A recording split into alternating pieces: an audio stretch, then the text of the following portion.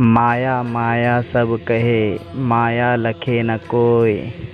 जो मन से न उतरे, माया कहिए सोए। आध्यात्म की राह में चलने वाले सभी साधक मित्रों को मेरा प्रणाम है। ध्यान ही जीवन है और जीवन ही परमात्मा है की राह में आप सभी का स्वागत है। भारतवर्ष के महान संत कबीर दास जी, उनकी यह वाणी है कि जो मन से न उतरे, माया कहिए सोए। हम सभी कहते हैं कि हम सभी संसारी है, माया से बंधे हैं, मोह माया के जाल में फंसे हैं।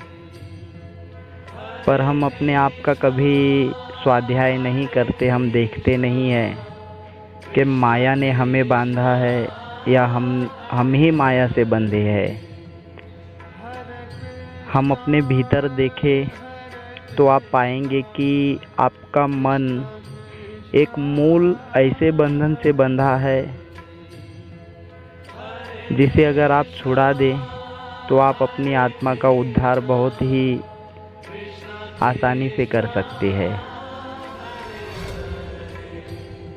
जो मन से न उतरे, माया कहिए सोए।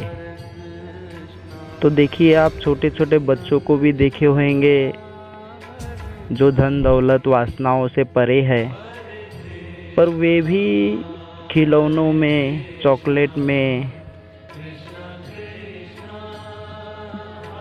और भी न जाने छोटे छोटे खेलों में उनकी माया बंधी है। उनका जो मन है वही उनके लिए माया है।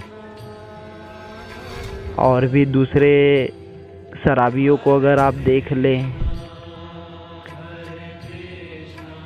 जो सारे संसार से आज़ाद है, ना उनको परिवार की चिंता, ना परिवार का ख्याल, ना नौकरी का ख्याल, ना व्यवसाय, ना धन दौलत। धन की भी आसक्ति है तो वह सिर्फ और सिर्फ शराब के लिए।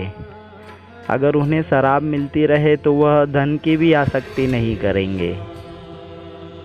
तो वह शराबी का मूल बंधन शराब है। जो उसकी माया है तो वह शराब है। तो मेरे प्यारे मित्रों, ऐसे ही अगर आप अपने मन के भीतर अपने आप का स्वाध्याय करेंगे तो आप पाएंगे कि एक मूल, कोई भी मूल, चाहे वह मोह हो, काम हो, क्रोध हो, लोभ हो, ईर्ष्या हो, द्वेष हो, या पद प्रतिष्ठा का मान सम्मान, अहंकार हो, तो यह कुछ न कुछ आप एक मूल बंधन को पाएंगे जिससे आप बहुत गहराई से बंधे हैं। और वह मूल बंधन अगर आपका छूट सके तो आप बहुत ही आसानी से अपने आत्म उद्धार की राह में पार हो सकते हैं। इस विषय में बहुत पुरानी एक प्राचीन कथा भी है, कई भाई सुने भी होंगे, कि एक ऐसा ही शराबी था जो शराब में इस कदर डूबा था कि वह अपने आप के आपा को खो दिया था। उसका कंट्रोल रह नहीं गया था। तो वह एक महात्मा के पास जाता है और उनसे विनती करता है कि शराब के वजह से मेरा पूरा परिवार, मेरा पूरा संसार नष्ट हो रहा है और मैं चाह करके भी शराब को छोड़ नहीं पा रहा हूँ। यह शराब मेरे रोम रोम में, मेरे नस नस में समाया है कि सुबह से तो कुछ नहीं, जैसे ही सांझ होती है तो मैं अपने आप को रोक नहीं पाता हूँ।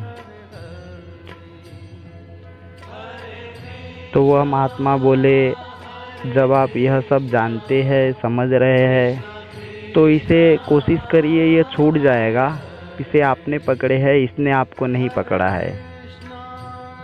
तो वह शराबी मान ही नहीं रहा था।